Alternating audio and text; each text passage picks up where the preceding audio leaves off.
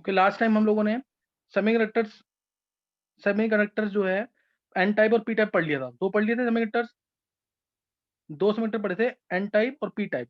तो उसके अंदर डिटेल मैंने दे दी थी। एन टाइप के अंदर इलेक्ट्रॉन का मूवमेंट होता है, इसलिए उसको एन टाइप का है, एन मतलब नेगेटिव। और पी टाइप के अंदर होल्स का मूवमेंट होता है, और hole is a seat of positive charge, है ना। तो इसलिए उसे क्या बोलेंगे, पी टाइप सेमीकंडक्टर। तो अब दो तरीके के सेमीकंडक्टर और होते हैं इसी टाइप में। ये तो थे जो प्योर सेमीकंडक्टर था, प्योर सेमीकंडक्टर, इसे बोलते हैं इंट्रिंसिक सेमीकंडक्टर। इसके अंदर कोई कंडक्शन नहीं होता, ये इंसुलेटर की तरह होता है, मैंने तुम्हें बताया था।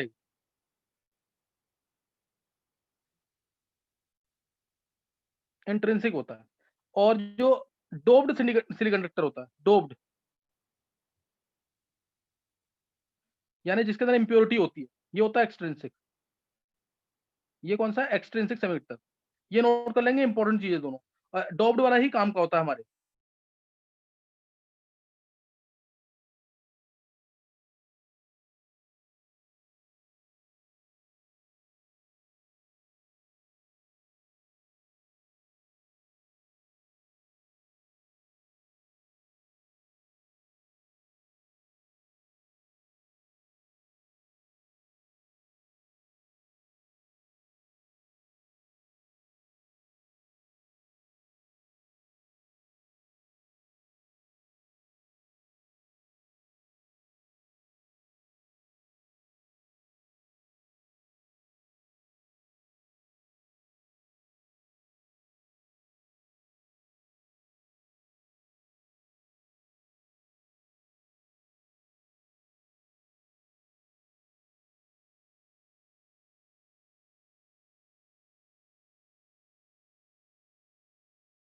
ये नोट कर लिया ना।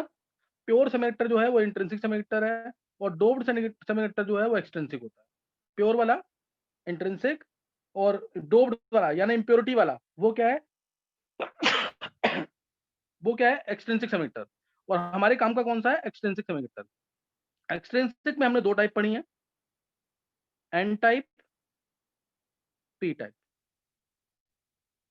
प्योर इंट्रिंसिक जो है वो ऑलमोस्ट नॉन मेटल होता है, ये कोई काम का नहीं है ना। ये बेसिक क्लासिफिकेशन है सेमीकंडक्टर्स का। मेन तुमसे कोई पूछता है तो तुम्हें डोप डाला एक्सट्रिंसिक वाला ही बताना है, एन टाइप और पी टाइप। एन में इंप्योरिटीज ऐड होती हैं ग्रुप 15 की, मैंने बताया था ना, ये क्वेश्चन ऐसे ही आएगा इसका। ग्रुप 13 था हमारा कौन सा, 13, boron, aluminium, gallium, indium, thallium.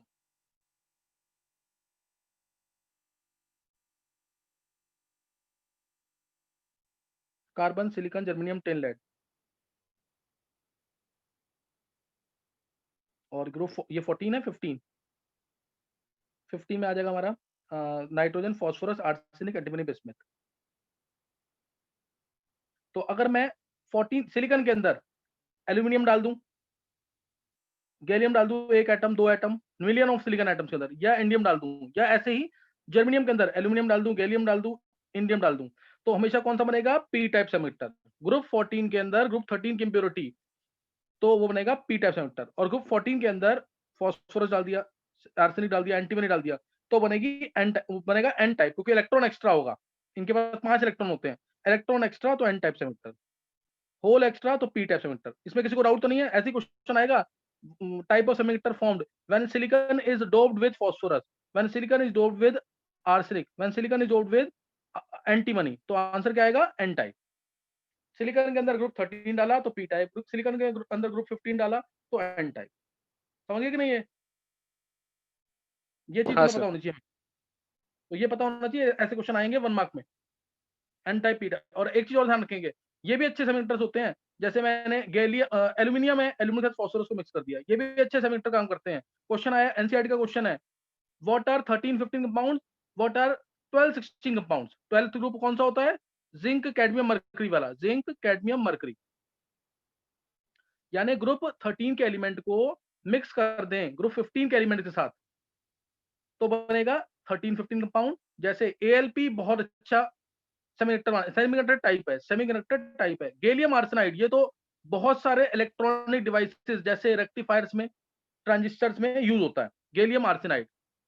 Electronic devices में यूज होता है, रेजिस्टेंस मतलब जो भी इलेक्ट्रॉनिक डिवाइसेस होते हैं उनमें मैक्सिमम केसेस में यूज होता है गैलियम आर्सेनाइड। ये है एल्यूमिनियम, एल और पी है तो एल्यूमिनियम फॉस्फाइड, समझ नहीं। अब 12-16 कंपाउंड्स क्या होंगे, एग्जांपल दो 12-16 compounds, 12-16 compounds.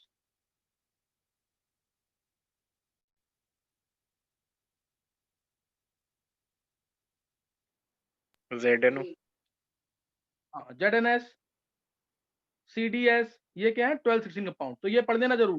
They are used in electronic devices and behave almost like good semiconductor, सही ना। तो ये क्या है, ये क्या है, अच्छे सेमीकंडक्टर होते हैं और ये इलेक्ट्रॉनिक डिवाइसेस में यूज होते हैं। 12-16 बोला तो ग्रुप 12 को डोप किया 16 के साथ, 13-15 बोला तो ग्रुप 13 को डोप किया 15 के साथ। एनसीईआरटी का इंपॉर्टेंट क्वेश्चन है, कर लेना जरूर। Compounds formed by combination of group 13 with group 15 are called as 13-15 compounds, group 12 with group 16 तो 12-16 कंपाउंड्स। एग्जांपल मैंने दे दिए इसकी, कोई डाउट तो नहीं किसी को? नहीं सर। नेक्स्ट नोट करेंगे, तो ये यहाँ पे हो गया। अच्छा, और नेक्स्ट क्वेश्चन लिखना है। नेक्स्ट क्वेश्चन इसमें आ जाएगा, ये हो गया पूरा इसमें। चलो अब एक टॉपिक है बैंड थ्योरी, कंडक्शन, ये तो टॉपिक है बैंड थ्योरी, सही ना। इसमें हम डिफरेंशिएट करेंगे कंडक्टर्स में, इंसुलेटर्स में और सेमीकंडक्टर्स में। बैंड थ्योरी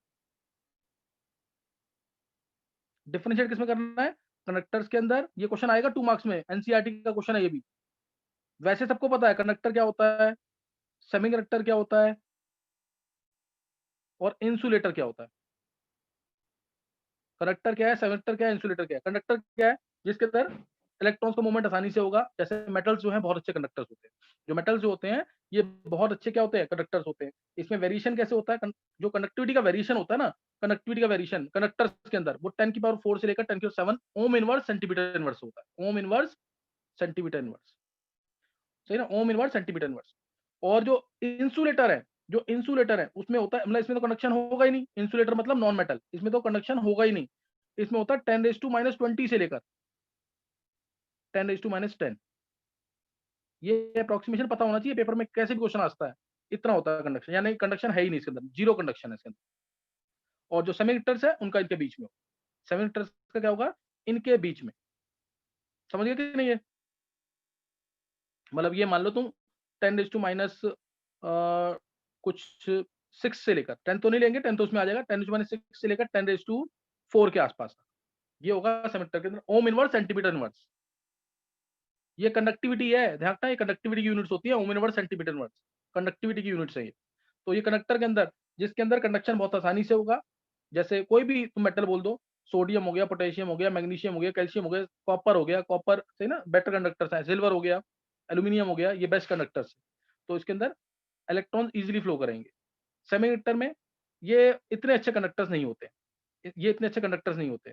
इंसुलेटर्स, इंसुलेटर्स के अंदर तो कंडक्शन बिल्कुल होता ही नहीं, नॉन मेटल्स होगा, जैसे कार्बन हो गया, सही ना, इनके अंदर कंडक्शन बिल्कुल नहीं होगा। तो ये ध्यान रखना इसके अंदर। और इस जो बैंड थ्योरी है ना, बैंड थ्योरी, इसकी स्टेटमेंट भी सुन लेंगे एक बार। बैंड थ्योरी ये एक्सप्लेन करता है, ये एक्सप्लेन करता है, ये मतलब ये कहता है, ये क्या कहता है कि जो मटेरियल्स होते हैं, materials means conductors, semiconductors, insulators, सही ना, मटेरियल जो होते हैं या सब्सटेंसेस जो होते हैं, इसको इसके अंदर 2 बैंड होते हैं। इनके अंदर क्या होते हैं, 2 बैंड होते हैं। इनकी डिटेल बहुत है लेकिन इंजीनियरिंग लेवल पे है। इनके अंदर 2 बैंड होते हैं। एक होता है वैलेंस बैंड, जहाँ पे इलेक्ट्रॉन मिलते हैं आउटर मोस्ट शेल के मिलते, जैसे बहुत सारे एटम्स मिल करके इस बैंड को बनाते हैं और इनके अंदर वैलेंस इलेक्ट्रॉन्स प्रेजेंट होते हैं। बहुत सारे एटम्स कंबाइन करके मॉलिक्यूलर ऑर्बिटल्स बनाएंगे, जो जिनके वैलेंस इलेक्ट्रॉन्स मिल करके क्या बनाएंगे, वैलेंस बैंड। ये है वैलेंस बैंड। और ऐसे ही होता है कंडक्शन बैंड। जैसे ही हल्का सा हीट किया तो टॉप ऑफ वैलेंस बैंड से, टॉप ऑफ वैलेंस बैंड से जैसे लूजली बाउंड इलेक्ट्रॉन से इलेक्ट्रॉन निकल के कहाँ जाएगा, कंडक्शन बैंड में। अगर चला जाता है इलेक्ट्रॉन तो कंडक्शन होगा, नहीं तो कंडक्शन नहीं होगा। और इसके गैप को कहेंगे energy gap, forbidden energy gap. कोई डाउट किसी को? सर समझ नहीं कोई आया। डाउट किसी को? देखो मैंने क्या बोला, जो बैंड थ्योरी है इसने क्या बोला, इसने क्या बोला कि जो जितने भी मटेरियल्स हैं, जितने भी मटेरियल्स हैं, यानी कंडक्टर्स, सेमीकंडक्टर्स, इंसुलेटर्स, इनके अंदर 2 तरीके के बैंड होते हैं। एक होता है वैलेंस बैंड, एक होता है कंडक्शन बैंड। एक क्या होता है वैलेंस बैंड, एक क्या होता है कंडक्शन बैंड। और जो एटम्स होते हैं इनके अंदर एटॉमिक ऑर्बिटल्स हैं। जो एटम्स के अंदर एटॉमिक ऑर्बिटल्स हैं, they combine to form molecular orbitals. Atoms combine करते हैं तो क्या बनते हैं, एटम्स के अंदर जो एटॉमिक ऑर्बिटल्स कंबाइन करते हैं तो क्या बनता है, मॉलिक्यूलर ऑर्बिटल्स। और ये मॉलिक्यूलर ऑर्बिटल्स बहुत क्लोज होते हैं एनर्जी में, बहुत क्लोज होते हैं एनर्जी में। क्या बनाते हैं उससे, वैलेंस बैंड, ये नीचे है valence band, this is called as valence band. और ऊपर क्या है, कंडक्शन बैंड, कंडक्शन बैंड।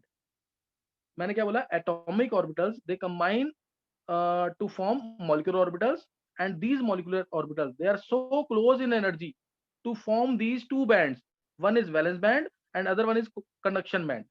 जब इलेक्ट्रॉन वैलेंस बैंड से निकल कर कंडक्शन बैंड में जाएगा, जितनी आसानी से जाएगा उतना जल्दी कंडक्शन हो। इन दोनों के गैप को बोलते हैं एनर्जी गैप। कौन सा गैप, फॉरबिडन एनर्जी गैप। क्या बोलेंगे, फॉरबिडन एनर्जी गैप। कोई डाउट? नहीं सर।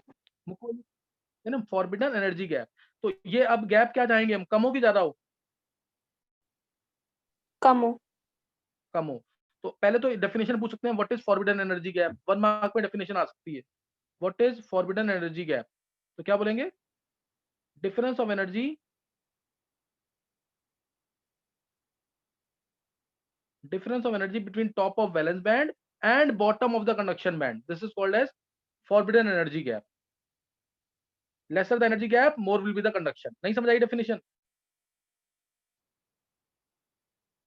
बोलो। सर ऑर्बिटल या फिर कुछ और है? ये वैलेंस बैंड बना ना, ये मॉलिक्यूलर ऑर्बिटल है। नहीं नहीं नहीं, हाँ, ऑर्बिटल एनर्जी गैप है, कौन सा एनर्जी गैप है? Forbidden energy gap, forbidden orbital, energy gap, orbiton, orbital, अच्छा। फॉरबिडन एनर्जी गैप, सही है। हाँ सर। तो कोई डाउट यहां तक किसी को? डेफिनेशन समझ आ गई फॉरबिडन एनर्जी गैप की। Difference of energy between the top of the valence band, between top, यहाँ टॉप से जो डिफरेंस आएगा ना, top of the valence band and bottom of the conduction band, this is called as forbidden energy gap। lesser the energy gap, more will be the conduction, lesser the energy gap, more will be the conduction। अगर मैं बात करूं non metals की, तो ये gap ज्यादा होगा कम होगा, ये वाला गैप ज्यादा। ज्यादा हो। ज्यादा होता है। हाँ, 5 से 6 इलेक्ट्रॉन वोल्ट तक का, इसलिए कोई कंडक्शन नहीं होता नॉन मेटल्स के अंदर। 5 से 6 इलेक्ट्रॉन वोल्ट तक का गैप होता है ये, तो इसलिए कोई कंडक्शन नहीं होता, इतने एनर्जी का गैप होता है 5 से 6 इलेक्ट्रॉन वोल्ट तक का, इसलिए कोई कंडक्शन नहीं होगा नॉन मेटल्स के अंदर, इंसुलेटर्स के अंदर। So no conduction in non metals, चाहे तुम टेम्परेचर बढ़ा दो कम करो कोई फर्क नहीं पड़ेगा। और अगर मैं बात करूं जैसे इंसुलेटर्स, सेमीकंडक्टर की, तो ये गैप थोड़ा कम हो जाएगा। इंसुलेटर के केस में गैप जो है थोड़ा कम हो जाता है, इस तरीके से ये हो जाता है 0.7 से 1.1 इलेक्ट्रॉन वोल्ट तक। और कंडक्टिविटी मैंने उसी के बेसिस पे बता रखी है, गैप कम तो कंडक्टिविटी ज्यादा। एनर्जी गैप कम, वर्ड लिखना, energy gap, forbidden energy gap 0.7 to 1.1 electron volt.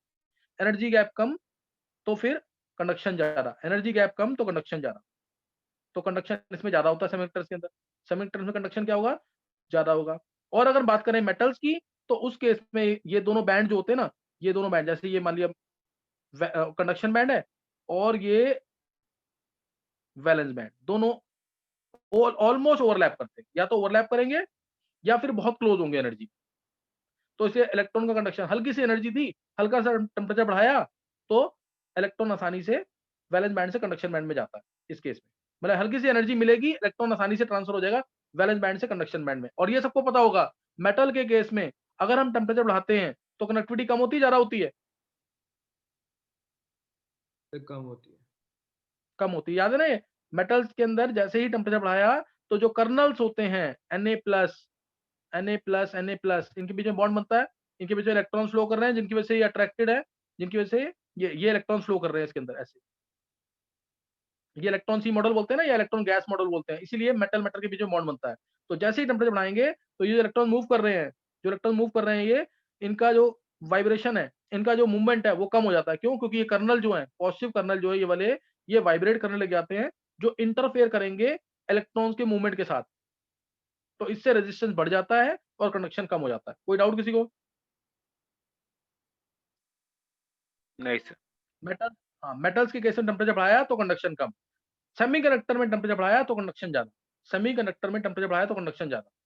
समझ गए कि नहीं है? आगे समझ के नहीं है? Yes, sir. बैंड थ्योरी के बेसिस पे समझ आ गया कि नहीं सब कुछ? चलो एक बार दोबारा जल्दी से सुन लेंगे। देखो बैंड थ्योरी ने इसने क्या बोला बैंड थ्योरी ने कि जितने भी मटेरियल्स होते हैं, जितने भी सब्सटेंसेस होते हैं, इनके अंदर दो तरीके के बैंड होते हैं, वैलेंस बैंड और कंडक्शन बैंड। बनते कैसे हैं? एटॉमिक ऑर्बिटल्स जो एटम में प्रेजेंट होते हैं, they combine to form molecular orbitals and these molecular orbitals they are so close in energy to form these two bands, valence band and conduction band. Valence band क्या है? lowest lying empty band is called as conduction band and the outermost filled band is called as valence band. outermost filled band, ये जो है ना, outermost filled band is called as valence band and lowest lying empty band, यहाँ empty है जहां पे electron जाएगा valence band से कंडक्शन बैंड में, this is called as conduction band. तो ये तुम्हें पता होना चाहिए इसके अंदर से। तो ये बस इससे एनर्जी यहाँ पे ये बता दिया मैंने, एनर्जी गैप जितना कम उतना कंडक्शन ज्यादा, एनर्जी गैप जितना कम उतना कंडक्शन ज्यादा। तो ये तुम्हें पता होना चाहिए इसके अंदर। तो कोई वैलेंस डाउट यहाँ तक किसी को? बैंड की क्या बताई थी आपने? Valence band, outermost filled band is called as valence band, outermost filled band is called as valence band. समझ गए कि नहीं है? हाँ सर। कोई डाउट तो नहीं है? नहीं है सर। चलो ये टॉपिक यहाँ पे खत्म हो गया हमारा। एक काम करेंगे, 5 मिनट ना रुकेंगे, मेरे को एक छोटा सा काम है, मैं भी ना तुम्हें 5 मिनट के बाद क्लास लेता हूँ दोबारा। बस एक टॉपिक रह गया, types of magnetic substance, 5 minute रुकेंगे बस।